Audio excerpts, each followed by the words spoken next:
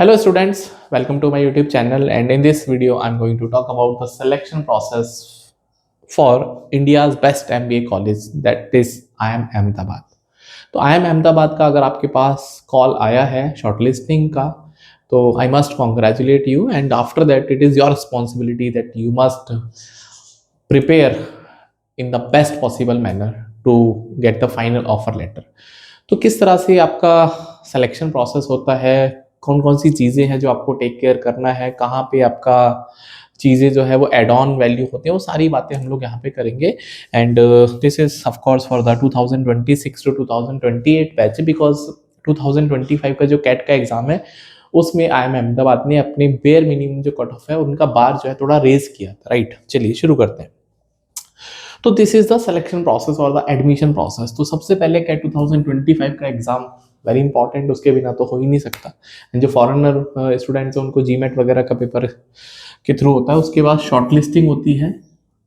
तो short listing की दोस्तों अगर मैं बात करता हूँ तो शॉर्ट लिस्टिंग में आपका क्या क्या चीज़ें इंपॉर्टेंट है, आई ट्राई टू एक्सप्लेन। तो शॉर्ट लिस्टिंग के दो बेसिक पैरामीटर हैं, एक तो कैट का स्कोर है एंड उसके बाद दोस्तों आपका एप्लीकेशन रेटिंग है। उसमें मैं बात करूंगा अभी एप्लीकेशन रेटिंग, जिसको हम शॉर्ट में AR बोलते हैं। तो जो कैट का वेटेज है वो 65% का वेटेज है और जो एप्लीकेशन रेटिंग का वेटेज है वो 35% वेटेज है। तो एप्लीकेशन रेटिंग में आपके एकेडमिक्स, आपका वर्क एक्सपीरियंस, आपका जेंडर, वो सारी चीज़ें इंक्लूड होती है 35% वेटेज में।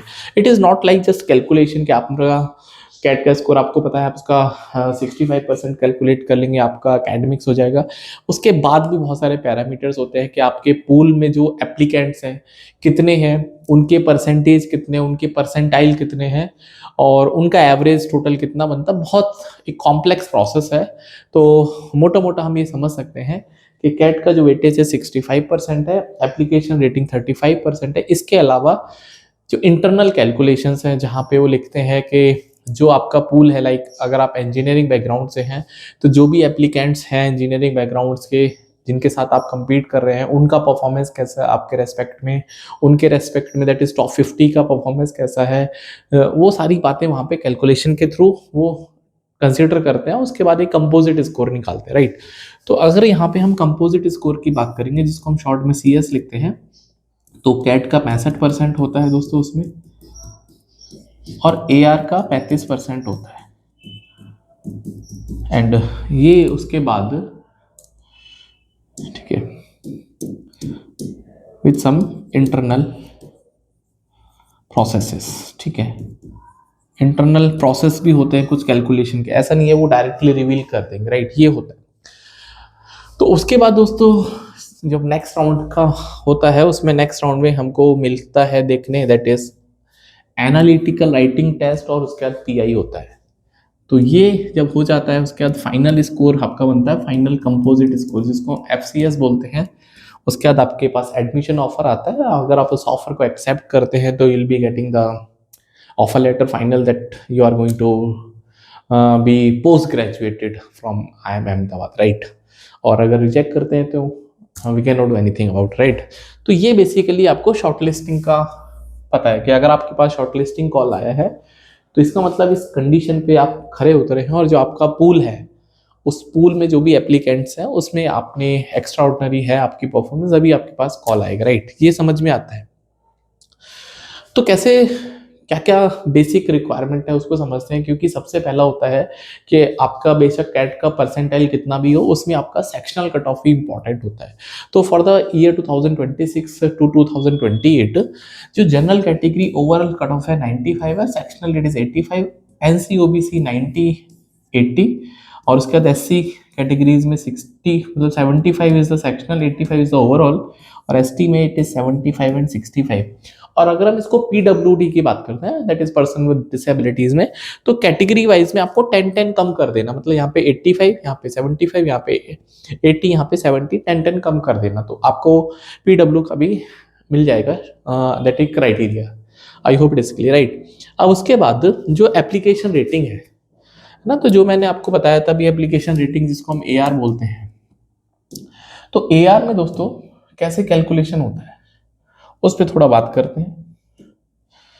तो AR में दोस्तों जब बात करते हैं तो आपका 10th भी काउंट होता है, आपका 12th भी काउंट होता है, आपका ग्रेड भी काउंट होता है, आपका वर्क एक्स भी काउंट होता है, और उसके बाद आपका जेंडर भी काउंट होता है।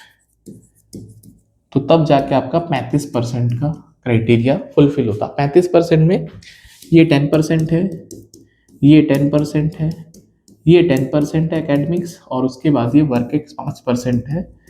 और इसका बेसिकली ये फिक्स है। इसमें फिक्स क्या है कि अगर आप फीमेल हैं या फिर आप कोई भी अदर लाइक ट्रांसजेंडर वगैरह भी है, ठीक है, तो आप बल्कि ये समझो कि मेल है तो आप 0 है, और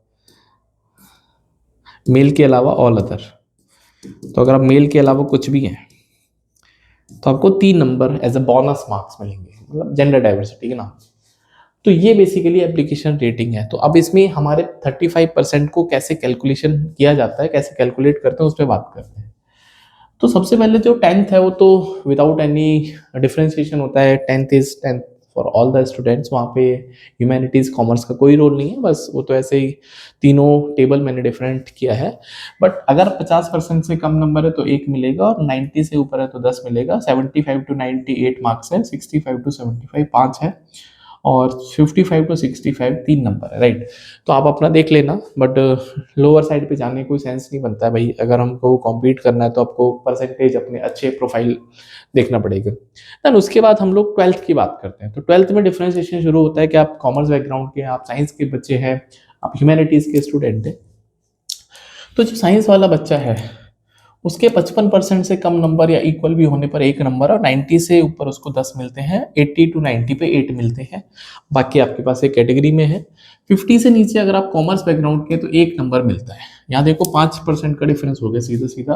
और 90 से ऊपर पे आपको 10 है, यहाँ भी 90 से ऊपर पे 10 है। 75 to 90 में 8 है, यहाँ पे 80 to 90 में आपके पास 8 है।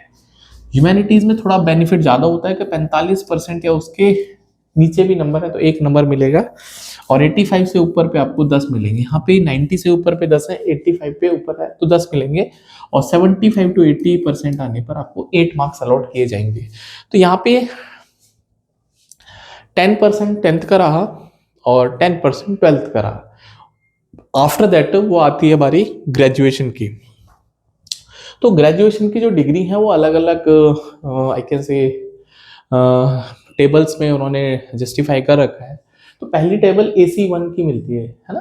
AC1 में क्या होता है कि जो भी बच्चे मेडिसिन या मेडिसिन रिलेटेड फील्ड से हैं उनका कैलकुलेशन इस हिसाब से होता है कि अगर 55% या उससे कम नंबर है 1 मिलेगा, 55 to 60 पे 2 मिलेंगे, 65 to 70 तक 8, और अबव 70 10 मिलेंगे।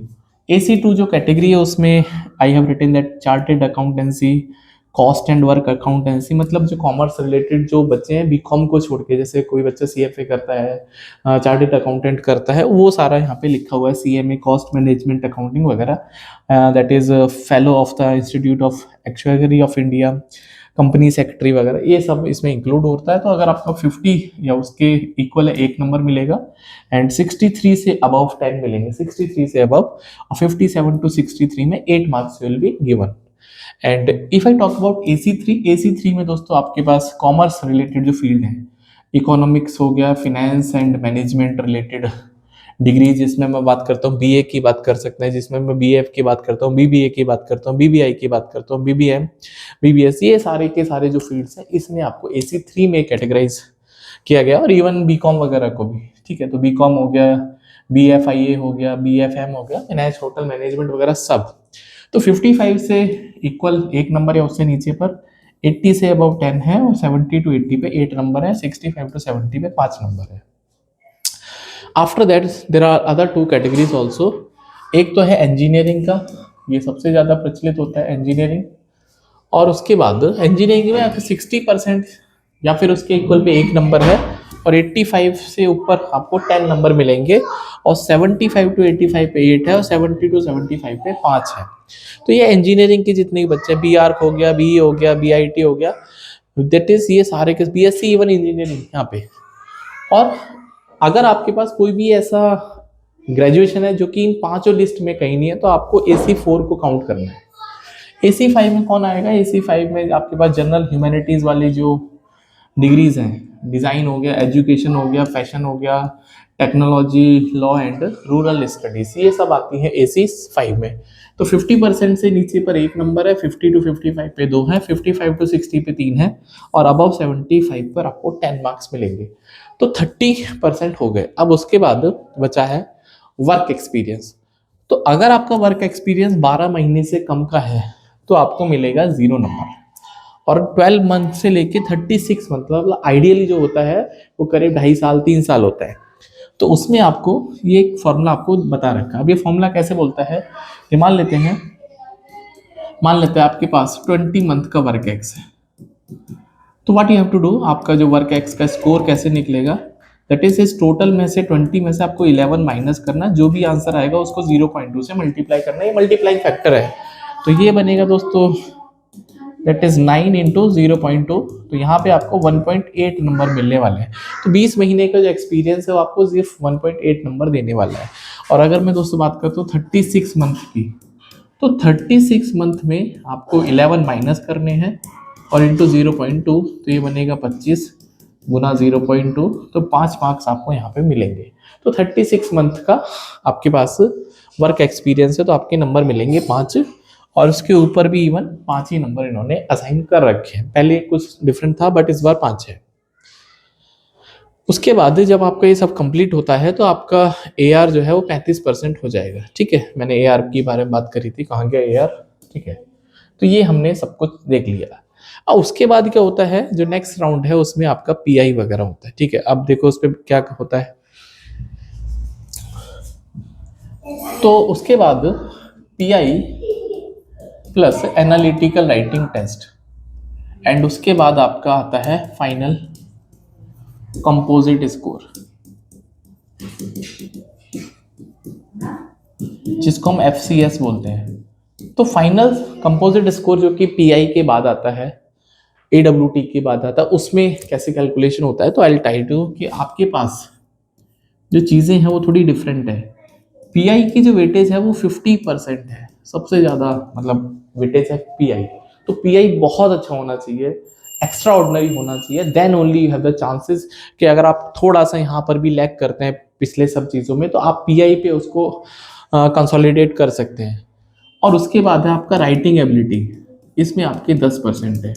अब देखो कि इनको मिला के 60% का वेटेज है, मतलब जो बच्चा बोलने में बहुत अच्छा है, जो बच्चा लिखने में उसका एक अच्छा कमांड है, तो डेफिनेटली उसके पास एज है उन सारे बच्चों से जिनके एकेडमिक्स बहुत अच्छे हो गए, जिन्होंने कैट में अच्छा परसेंटाइल स्कोर कर लिया, but they are not that is comfortable in speaking, that is उनका कम्युनिकेशन स्किल अच्छा नहीं है, they are not very habitual of writing good content, तो might be possible that they are not going to end up that is getting good marks in these 2 sections. तो बहुत important है। And उसके बाद दोस्तों नेक्स्ट बनता है cat का परसेंटाइल। तो कैट का जो परसेंटाइल है यहाँ पे सिर्फ 25% का वेटेज आता है। कितना आता है? 25% का वेटेज यहाँ पे रखता है। और उसके बाद जो एप्लीकेशन रेटिंग जो अभी हमने कैलकुलेट करी थी उसका वेटेज होता है 15%, मतलब 60 + 40 में आपका ये डिवाइड हो जाएगा। तो 60% will be that is from these 2 sections PI और AW। तो प्लीज़ आप इन पे कमांड करिए, जो भी आपके करंट अफेयर्स हैं, जो भी इंपॉर्टेंट टॉपिक्स हैं, आप इनको देखिए। You should start writing the things, ऐसे लिखिए, आपके पास जो इंपॉर्टेंट टॉपिक्स हैं उनके ऊपर अपने कुछ थॉट्स लिखिए, कुछ व्यूज लिखिए, so that you can be very comfortable in getting best, that is 10 out of 10 और दैट इज 9 आउट ऑफ 10, जो भी आपके नंबर मिल सकते हैं, राइट। तो इस तरह के बाद उसके बाद आपके पास आता है फाइनल, दैट इज सिलेक्शन। उसके बाद आपका फाइनल सिलेक्शन होता है। तो this way the admission process ends, and I hope कि आपको ये समझ में आया होगा कि किस तरह से IIM अहमदाबाद आपके एकेडमिक्स एज वेल एज आपका जो ओवरऑल परफॉर्मेंस है उसको चेक करता है। And in the next video I will coming with different colleges like Bangalore also, Calcutta also, so that you can have the insights ke how the things are calculated while we are in the interview process. So thank you for your time and see you in the next video. Till then आप channel को subscribe कर सकते हैं and stay connected with the channel. मेरा Telegram channel join कर लो with the same name, so that आपको जो GDPI के important current affairs and news हैं, कंटेंट है, सब मिलता है वहाँ पे। You can find the link in the description. Bye, take care and please subscribe the channel.